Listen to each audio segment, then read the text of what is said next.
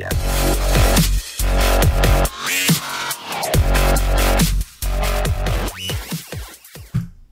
Welcome to the Wise Take DFS podcast. I am your host, CK013.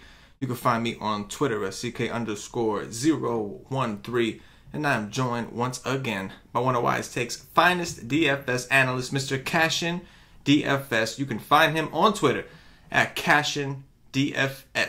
Cash back on the MLB show on a Tuesday night for a Wednesday main slate. Because there's no golf this week. What you gonna do without golf, bro? What you gonna do this week without golf, man?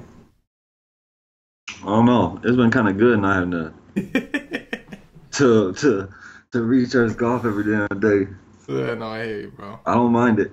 And next week is only 30 guys, so 30 best of the year. So you don't got to really research that either. Yeah, golf's been good to you. You play any one of them.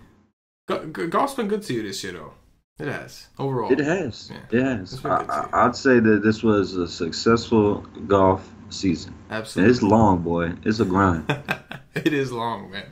It's long. It's once a week, but it's a lot of stuff that goes into it. A lot of different stats, checking up on the weather, a lot of different golfers to research. Obviously, next week, 30 golfers or so, and it's all like the top guys. A little bit of a break, but it is a grind, man. It's not like it's like on football. You got 16 weeks. Yeah, you got playoffs and shit, but it's 16 weeks. It's over. It's got nothing on golf as far as like golf is like almost all year. Yeah. Oh yeah. You've been doing a great job, though. That's for sure, man. The nation appreciates it. Over at, It's going to be even better next year because we got Brew. Brew is good, man. There you go. Brew is good. There you go. Some double team action. Some double teaming that golf. That's what I'm talking about. Speaking of Brew, we got him and the Hoff. Super excited for those two to hop on board. We're going to start offering a little bit of hockey content, a little NHL DFS action. They'll be writing some articles for us. Right now, we're not going to do any streams or podcasts for it, but we're going to make a nice little package. Obviously, the All Sports guys will get access to it, but they're going to be writing articles. I'm excited, man. I'm gonna be in the Slack chat. They're gonna be helping guys out in the NHL. I'll be in the Slack. Be in the Slack. I think we're all gonna dabble in some hockey. I don't know shit about hockey, but oh man, I love it, man. I fell in love last year. It was so good to me. Yeah. I'm excited to try it though. It's gonna be like hockey's gonna be my break sport. So obviously NBA is a grind, and that's our work. Plus NFL be going on. That's work. But for me, I don't know shit about hockey, so I'll get to just kind of be a spectator of hockey. It'll be fun to just kind of go in there and use these guys to help me make some side money on some hockey action. I'm excited about that. Anyway, Shane Bieber balled out with his balls out. Don't know what else to say about that. That was just insane. I didn't see that coming, man. I stacked the Rays. I'm going to be honest. I stacked the Rays in one of my lineups. I did not see that coming. Yeah, I mean, I didn't stack them, but I had some lefties. I thought it was a terrible play. Yeah. But, hey, so I thought Baruki was a terrible play as well, but I played him. Mm-hmm. It was my favorite tournament pitcher just because I know he's going to be 1%. Yeah. Another leverage spot against the Jockey Red Sox. Right. Like Bieber, I just did not see it.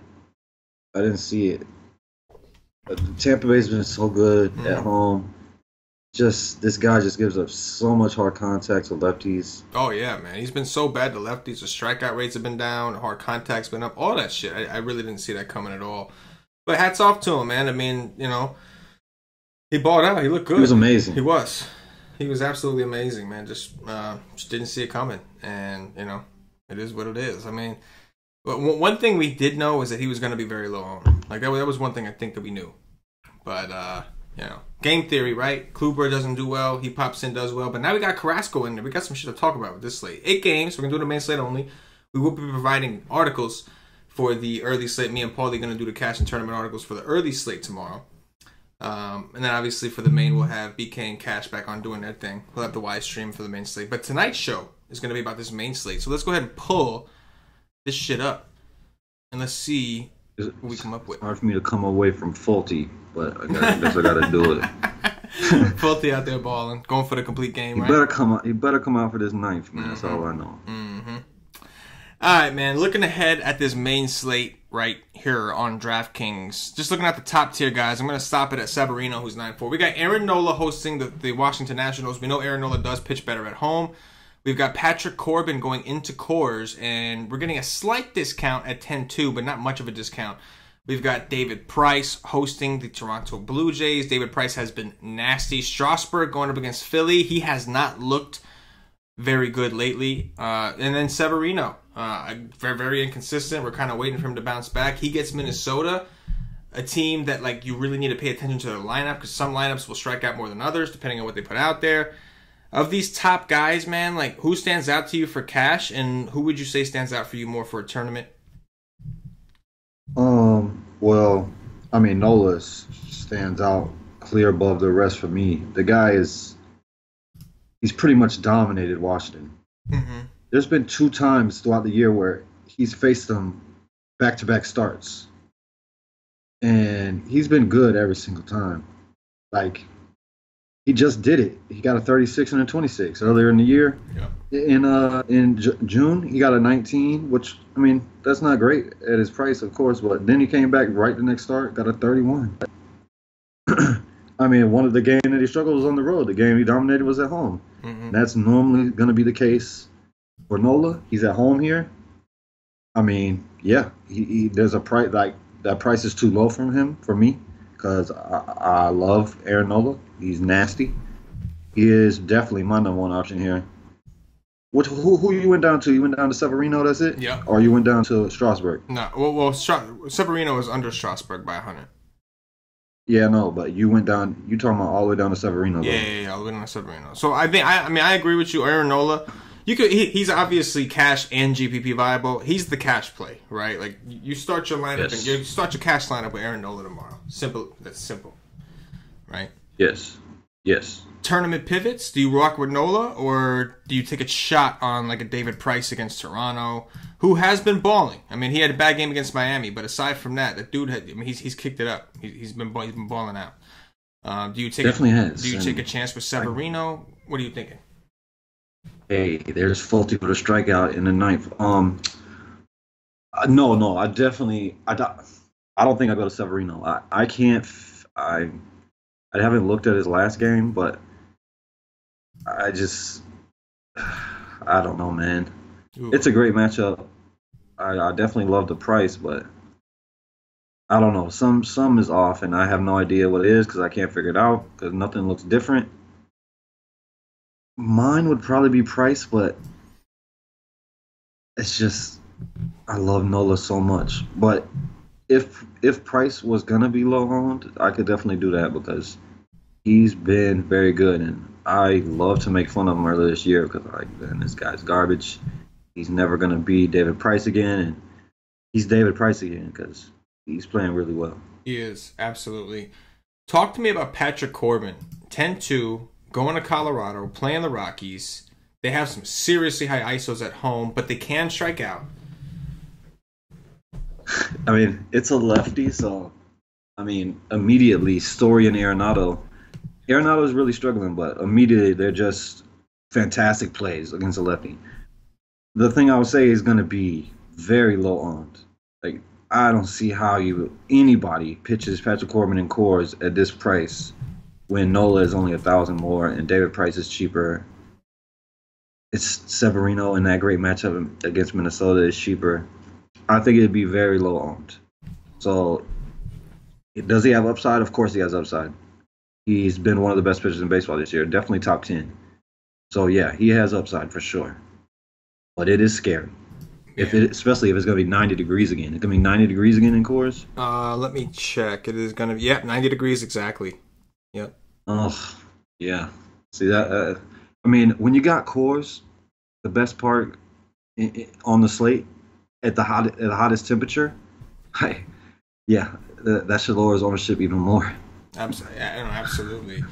Here's the question. Now I'm looking at Corbin. He's got obvious, as you would expect. Home and road splits are pretty drastic. When he plays Colorado and Arizona, he does phenomenal. When he plays them in Colorado, not so much. Question is, are you willing to take some bets against Corbin? Do you think the ownership will be a little lower because we have a name coming into Coors? I do. I thought they would be lower today because of Greinke. And yeah, they should be low, but like I said, it is a lefty, so just immediate. It's just it's just immediate. If there's a lefty in cores, Story and Arenado are just, bam, they're just there. But they're a great place. Absolutely. But they are kind of expensive, though. Oh, no, I mean, Arenado's cheap, actually, at 5K. It's really just Story, right? Who's like expensive. Yeah. It's really just Story. Yeah, that's it. Yeah.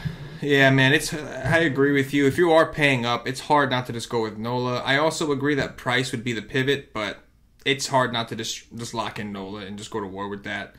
Especially because we know, like, we took a sneak peek and we already know there's some cheaper guys who are in consideration. So, price. So you don't like Severino at all? I do have interest in Severino. His last game was against Oakland. I'm not gonna like knock him for that because it's Oakland. I mean, they've been hot, man. It's really tough to play guys against Oakland right now. But before that, in weaker competition, he did kind of get it together. He had 3 straight games with over 20-something points. It's gonna depend on the lineup that Minnesota puts out. Sometimes they put out these lineups that are like really like not that just don't strike out, and then sometimes they throw out lineups that are more conducive to strikeouts, like that. That dude that's catcher and third base eligible, I always forget his name. He played today. That dude really don't strike out. He's like a young kid they have. I forget his name, but oh man, you know what? I could probably find him real quick. Astudillo, that's his name. Astudillo. Oh yeah. That dude's got ridiculously low strikeout rate. So when that dude's in the lineup, I won't take the pitcher against him. It's just because you got Mauer don't strike out, he don't strike out. Some of these guys like. But if we get their generic regular Twins lineup, I could take a look because I do think he will be very low owned. I mean, I've been picking against Strasburg since he's come back, but it is Philly, so he does have K upside. Like I could make an argument you could pitch every single one of these guys. Yeah, but some are just way better plays than others. Strasburg is like the game theory play. He's the guy that's going to be very low owned because he hasn't been very good. And, like, really, in reality, of all these guys we're talking about, Philly by far has the most strikeout upside. Like, as far as, like, matchups for strikeouts, Philly is the team that strikes out the most. So I can definitely see Strasburg, especially because Nola will be popular, obviously. I can see Strasburg coming out there and just kind of smashing in tournaments. So if I were to play Nola in cash, maybe I can pivot to a Strasburg in tournaments. But that's a big maybe. He hasn't looked good, but he's had some time now, right? We got to see if that velocity is starting to trend upwards. And if it is, man, like there's some value there. These Phillies can strike out with the best of them. We saw Fetty today, right? Fetty 7 Ks in an early slate. Yeah, love that kid. I mean, he's gonna get hit hard, but he can also strike guys out. Right. And Strasburg obviously is a better pitcher, so it's like no doubt. I don't know, 9.5 I mean, for Strasburg. Surprisingly, they last game they let him throw 111 pitches. I don't know why, but I mean, I don't get it. You're playing for nothing, and a few years ago when you actually had a chance to win the World Series, you shut them down like retards.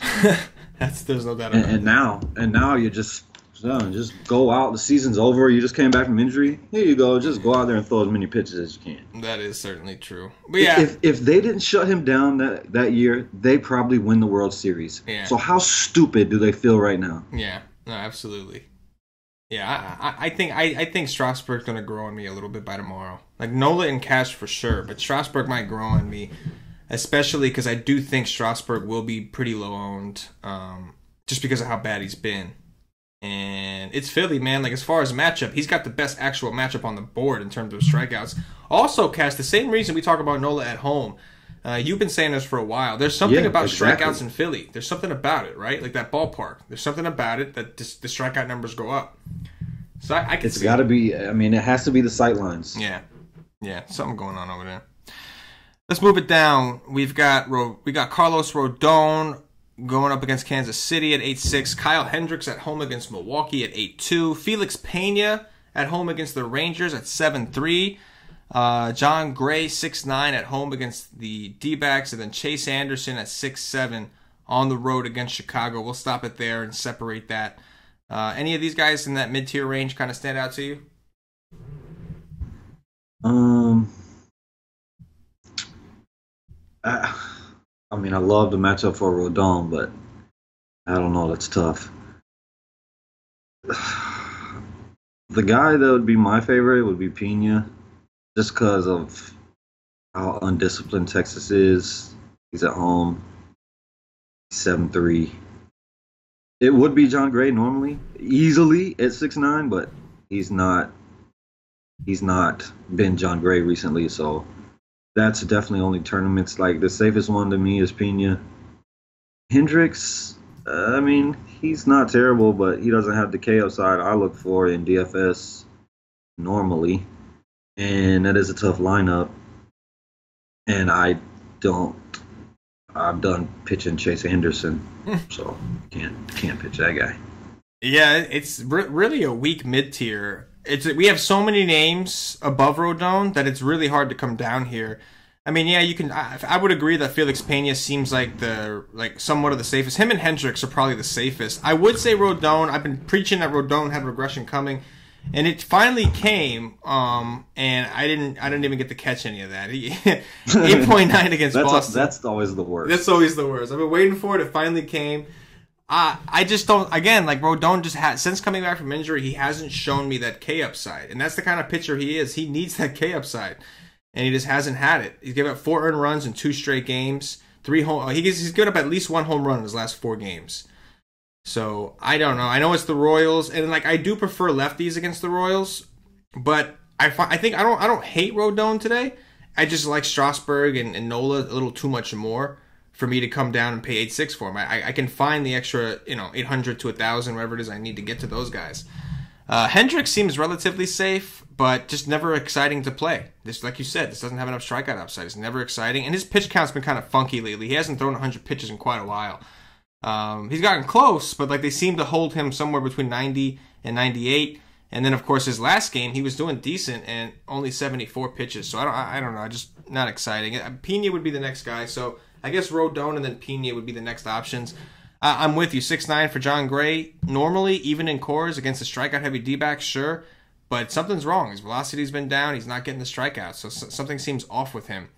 Any of these guys you think you would want to pick on? Yeah, John Gray. Yeah. It's unfortunate. Because, I mean, he's hurt. He has to be hurt right now. So that's the guys I want to pick on, the guys that are hurt. I mean, I would say I would like to pick on Rodon. They're going to be low owned, so maybe you could do a mini stag, or you need some value. You could play a couple Kansas City bets. But, I mean, the one I want to pick on the most is John Gray or Anderson. But Anderson doesn't give up as much home runs on the road. Depends on the wind and the weather there in Chicago. Yeah, John Gray. Let me see. John Gray, just like Corbin. When he plays them in Arizona, he's dominated. When he played them in Coors, he is not. He's in terrible. It just seems like another situation. And Coors, again, looking like a prime spot for bats. Even though it hasn't been going nuts, they have been producing some runs, and it just looks like you're going to have to grab some bats on both sides here. You're going to want some exposure, it looks like, to some degree. I mean, Colorado is probably... Arizona is probably more expensive than Colorado. Yes, they are. Yeah. Goldschmidt's 5.7. He's comparable to Story. Peralta's 5.1. He's comparable to Arenado. After that, it's fairly even. There's definitely more value on the Rockies side, though, for sure. Yeah, there's 4.7, 4.7. Yeah, I mean, it is kind of close. Yeah. Descalso is 4.6. That's always fun. Yeah, always. All right, let's knock it down. Bottom tier here, Cash. We got Jake Odorizzi at 5.5 hosting the Yankees. We've got Eric Skoglund at 4.8. He had a couple bullpen games since coming back from the 60-day DL. He's hosting the White Sox, one of the high-volume strikeout teams against lefties, the highest in the league. We got Giovanni Gallardo for Texas going up against the Angels in Anaheim. And then we've got your boy, Aaron Sanchez in Boston, your team, your Boston Red Sox. Aaron Sanchez, one of your DFS, Nightmares. Nightmares. There you go. Nightmares is a good way to put it. 4.6, extremely cheap. Going to Boston where Baruchi just balled out. You got Andrew Kashner at home in Baltimore against Oakland. You got Liam Hendricks in Baltimore. Any of those guys? Like, what of these guys? Who are the ones you're looking to play? Who are the ones you're looking to pick on? Well, my favorite is gonna be a guy that's not listed here, Mingden. He should come in for Oakland and throw I don't know. I mean, I hope more than what he has been. He's only been going about 60 pitches since coming back up. 60 pitches, I think. I just looked at his price. I think it's 4.8.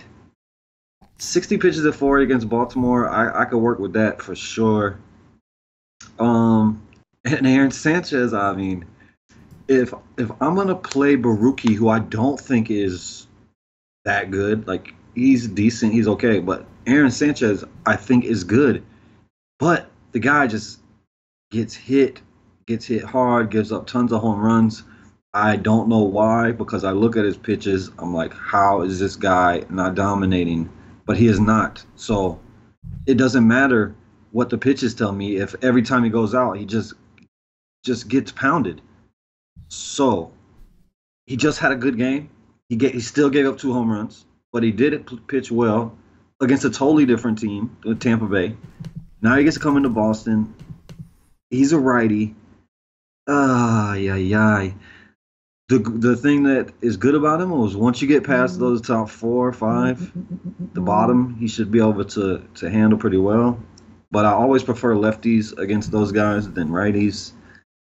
I don't know, man. It's really tough. I don't think that many people is gonna play him though. So you can give him to me at 2%, like I got Baruki at like 1%, and I could go to war in the tournament and see what happens. But Mingden is definitely my favorite here, even though he's not even on the. He's not starting. So obviously there has to be. I think you're right. They've been using him in that long relief role. Liam Hendricks hasn't gone more than 1 inning, so they are going to be using a long reliever. And like just 1 point for the listeners out there. One benefit of having a reliever like that, like the reason that we kind of try to chase Tampa when they do this, is because once Liam Hendricks comes in, he gets that 1 inning. Whichever reliever comes in, that guy, he doesn't have to pitch 5 innings to get the win. Once that first reliever comes in the game, even if he enters the game with the lead already, he's the one that's in line for the win. It's the first guy. It's crazy. Like the starting pitcher has to go 5 innings to get a decision. Meanwhile, the reliever, you can throw 1 inning if you're in there for 1 inning. If you were the second guy in, and you say he comes in with the win, Mengden, and he throws 3 innings and he leaves with the win, and they end up finishing with the win. He's the one that gets the win. And at 4.9, that's obviously gonna help him pay. That's like half his. He's already paid off half his price with that. So there's definitely an advantage to that. And he's got Baltimore. I mean, it is Baltimore.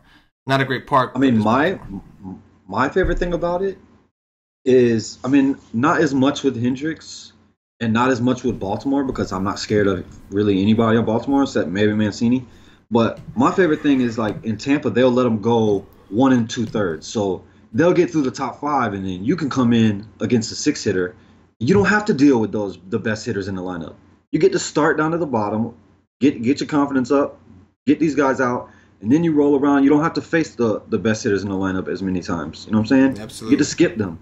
So that's my favorite part about it. Absolutely. As long as I know they're going to go. But Mingden is not going to go, but probably 65 pitches, and I don't know why. Talk to me about Eric Skoglund, man. So he was on the 60-day DL. He's had 1 relief appearance, 2 innings, 27 pitches against Minnesota.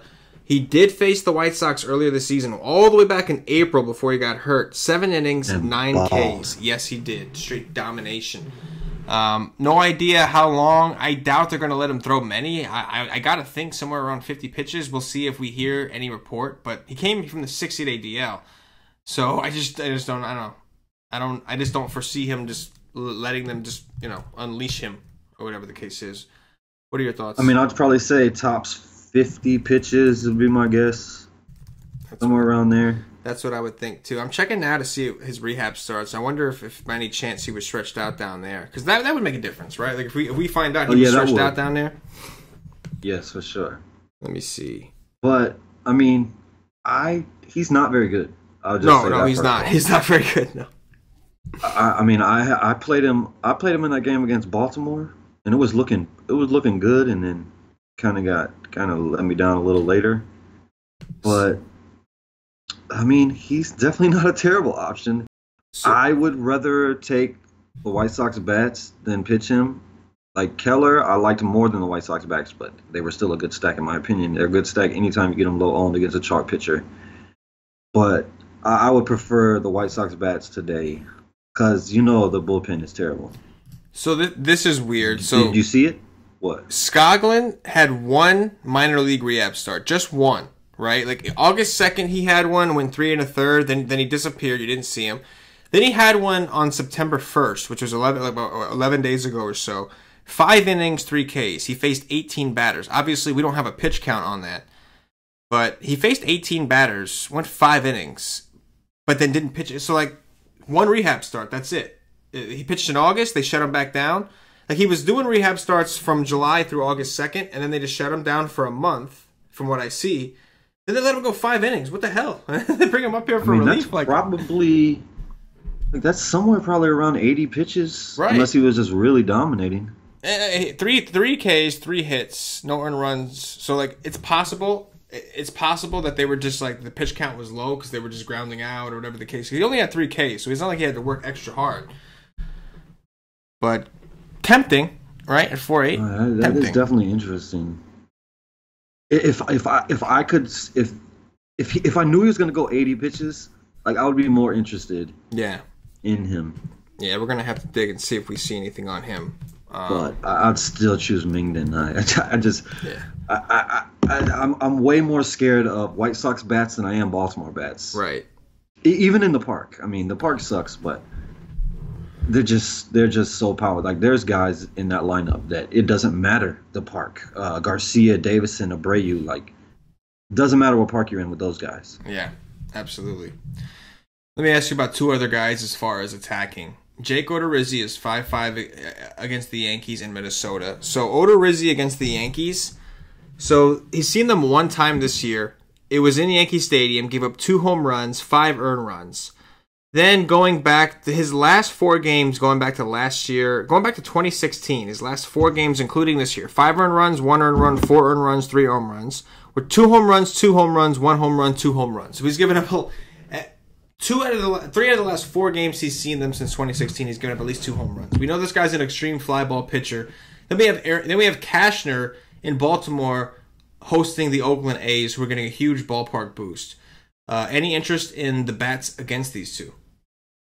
You bet your ass. I really like the Yankees today because I thought Odorizzi might come in. Yeah. I like them more if Odorizzi came in instead of just a bullpen game. Right. Because I know the home run is there. Let me see. What is the wind here? Because it was 17 freaking miles an hour. Damn, it's 12 across again. Can you give me that wind out, please? Like, if that wind shifts, oh my God.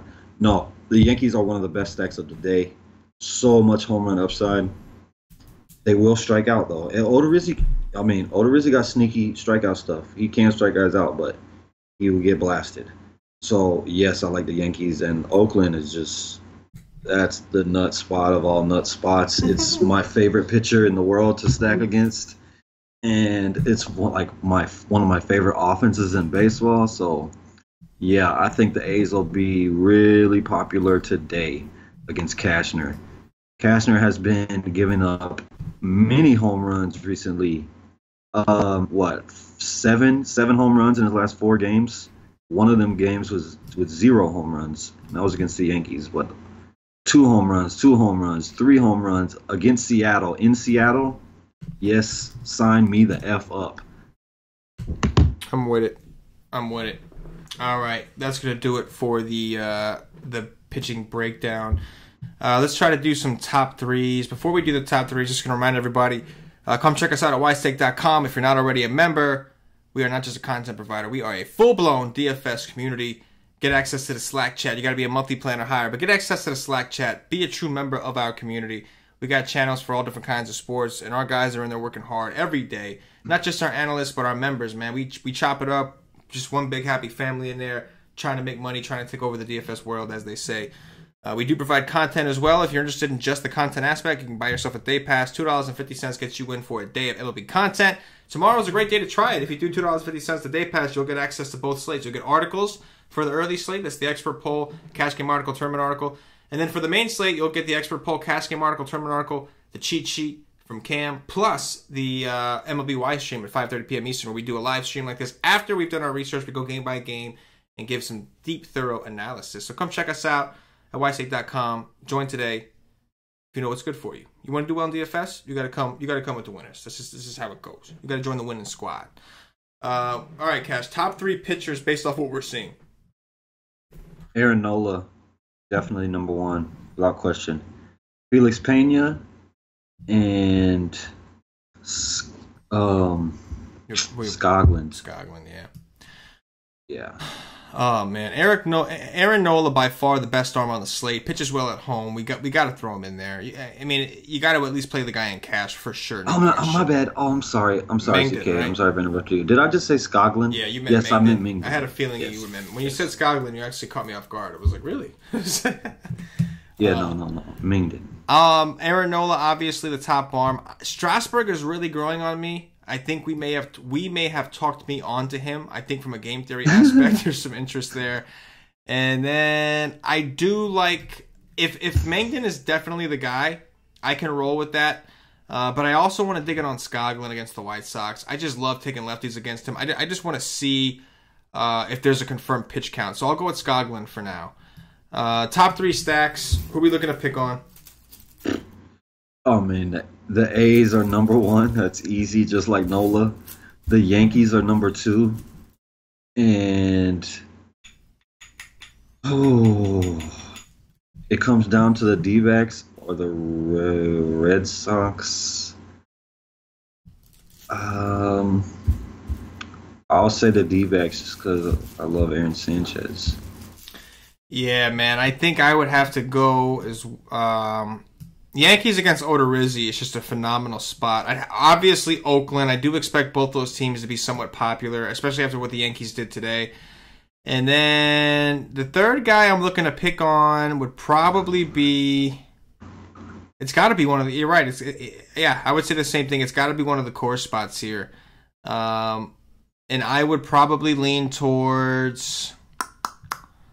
I'd probably lean towards picking on John Gray right now, man. I mean, I love the lefties against Corbin and Coors, but John Gray just looks off. And if you're not striking out D-backs, that's not a good thing. That's the only way to really shut them down is to strike them out. So, got to go with the D-backs against Gray. I made a mistake. What happened? I'm going right back to the Angels. I'm not gonna miss out after they screwed me today. I know. This guy is horrendous. Gallardo? No, I'm going right back to the Angels, man. There you go. So the Angels would be what, your third? Yes, definitely. I can see it. I can dig it. Bastards. All right, that's going to do it. If you're watching on YouTube, please click that thumbs up, that like button, subscribe to the channel. If you're watching on Facebook, give us a like and a share to support the Wise Take Nation. If you're listening to us on Podbean or iTunes, give us some 5-star reviews. Help us up those charts. And if you're watching us on Twitch or Twitter, give us a follow, give us a retweet. We really appreciate it. All these things help us out, allow us to continue to do these shows for free for you guys every night. So if you're a fan of the show, if you're a fan of the nation, all we ask is show a little bit of love on whatever platform it is you're watching or listening on. Cash, anything in closing before we get up out of here? We're not going to do home run. Oh, shit. I always forget the home runs. You're absolutely right. All right. Cash is a man of the people. You see that? Cash is a man of the people. Let's do some home runs, bro. Who's going deep? I can't even remember what my home runs was yesterday. I think I said Conforto and Otani, but I can't remember the third one. Crush Davis is easy home run. If this guy doesn't hit a home run tomorrow, something is wrong with the world. Something may be wrong with the world, because I thought they were going to... Once Cobb left that game, I thought the A's were going to break the slate, and they did not. So something may be already wrong with the world to some degree. I will go... I'm looking at the wrong thing. I got my screen pulled up right here. So we are looking for home runs. You said Chris Davis. I'm going to go with... let's go with Christian Yelich. It's been a while, man. It's been a while. Let's go with Christian Yelich. He's probably due. Otani. Gotta love it. Let's go with... give me some Matt Chapman against Cashner. I'm going to say one that nobody's going to play, because he's going to be in the 9-hole again, because this manager is a retard in New York. Gleyber Torres, 9-hole dong against Jake Odorizzi. The 9-hole dong. I love it. I do. I will wrap this up with... Let me see. Let me find my diving in the rough here. Let me do the dirty here. My due diligence, if you will. I don't even remember fucking... I don't want to go with the Coors guy. We could. I just don't want to. So I will go. Give me some Aaron Hicks. Give me some Aaron Hicks from the Yankees, man. These guys have been quiet. Every time I look at this, every time I look at this Yankees lineup, man, it's just so beautiful. Yeah, I know. And that's coming from a guy who hates the Yankees, who despises the Yankees. So. Oh, with a major passion, yes. That should tell you something. For CashinDFS, for myself, the entire Wise Take Nation, as always, good luck. Yeah.